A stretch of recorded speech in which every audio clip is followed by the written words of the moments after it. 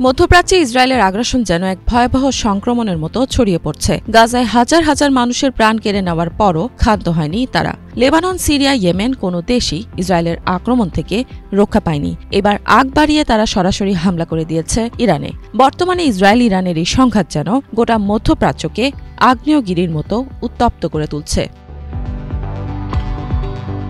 এদিকে যুক্তরাষ্ট্র আর তার মিত্ররা ছাড়া বাকি পুরো বিশ্ব এখন ইরানের পক্ষে অবস্থান নিচ্ছে। অনেকের বিশ্বাস ইরানই একমাত্র শক্তি যে জায়নিস্ট আগ্রাসনের জবাব উপযুক্তভাবে দিতে পারবে। এদিকে ইরানের প্রতি সমর্থন জানিয়ে গত বৃহস্পতিবার ১৯ জুন ভেনেজুয়েলার রাজধানী কারাকাসের রাস্তায় মিছিল করেছে শত শত মানুষ। এই মিছিলে অংশ নিয়েছিলেন ভেনেজুয়েলার শীর্ষ সরকারি কর্মকর্তারা। স্বরাষ্ট্রমন্ত্রী দিওসদাদো কাবেও এবং জাতীয় পরিষদের প্রেসিডেন্ট জর্জ রদ্রিগেজ সেখানে উপস্থিত ছিলেন। সেদিন তারা জনতার সামনে বক্তব্য প্রদান করেন।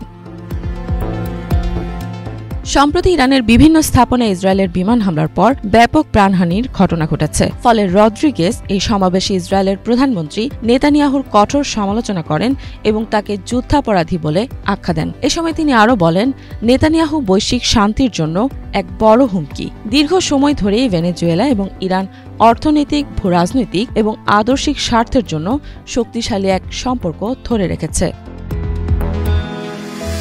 অন্যদিকে খোদ ইহুদিরাও ইসরায়েলের বিরুদ্ধে অবস্থান নিয়ে ইরানকে সমর্থন দিয়েছে। অনেক আগে থেকেই তারা ইসরায়েলের আগ্রাসী আচরণের বিরোধিতা করে আসছে। সম্প্রতি একটি বিবৃতিতে যুক্তরাষ্ট্রের প্রতি কিছু আহ্বান জানিয়েছে তারা।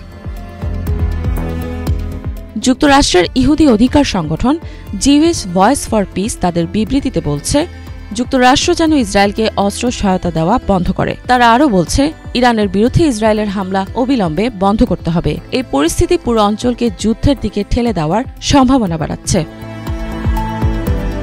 এছাড়া বিবৃতিতে উল্লেখ করা হয়, গাজাবাসীর বিরুদ্ধে ইসরায়েল সরকারের যুদ্ধাপরাধের অভিযোগ দীর্ঘদিন ধরে আন্তর্জাতিক মঞ্চে উপেক্ষিত হয়ে আসছে। যুক্তরাষ্ট্রের বিনামূল্যের সামরিক সহায়তাও অব্যাহত রয়েছে। ঠিক এই কারণেই তারা এই ভয়ঙ্কর অবস্থার মুখে পড়েছে। এদিকে যুক্তরাষ্ট্র প্রতি বছর ইসরায়েলকে ন্যূনতম $3.8 বিলিয়ন সামরিক সাহায্য প্রদান করে থাকে এবং ২০২৩ সালের অক্টোবর মাসে গাজা ইসরায়েলের আক্রমণ শুরু হওয়ার পর থেকে আরও অনেক বিলিয়ন ডলারের সহায়তা পাঠানো হয়েছে।